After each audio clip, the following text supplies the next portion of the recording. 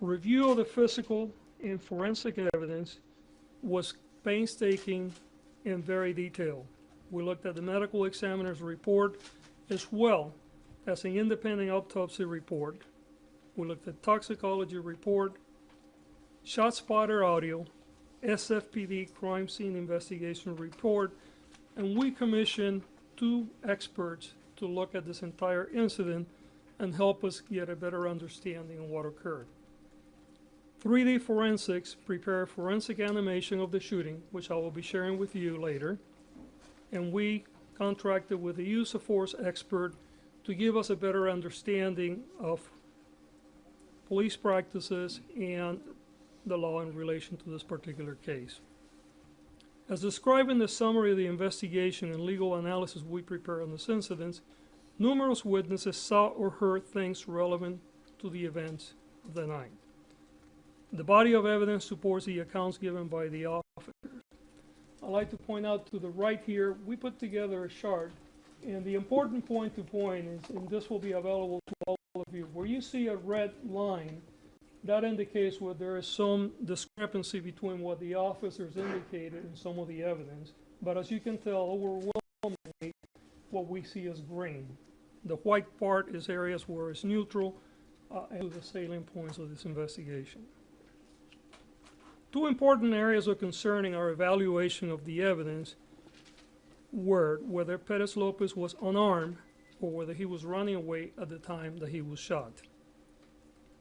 In the first area of concern, whether the knife was still in Perez-Lopez's hand as the officers fired, we looked closely at the evidence. Officer Rivoli and Officer Tiffy, as well as the victim, Abraham P., all stated that Perez-Lopez was holding the knife in his hands as the shots were fired. Perez-Lopez's roommate, David D., who was standing approximately 90 feet from the scene, said he heard the sound of a knife drop before the shots were fired. Roommate Delfino B., who was standing next to David D., said he heard the sound of a knife drop at the same time as he heard the shots. To evaluate the different accounts, we looked at the physical evidence at the crime scene. The physical evidence is consistent with the knife still in Perez-Lopez's hand when he was shot. The knife was found in the street well into the lane of traffic, several feet from Perez-Lopez's head.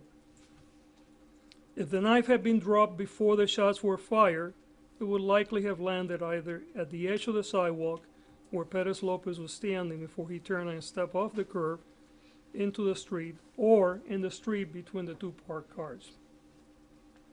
Second, there was an area of concern as to whether or not Perez-Lopez was moving towards the officers or not.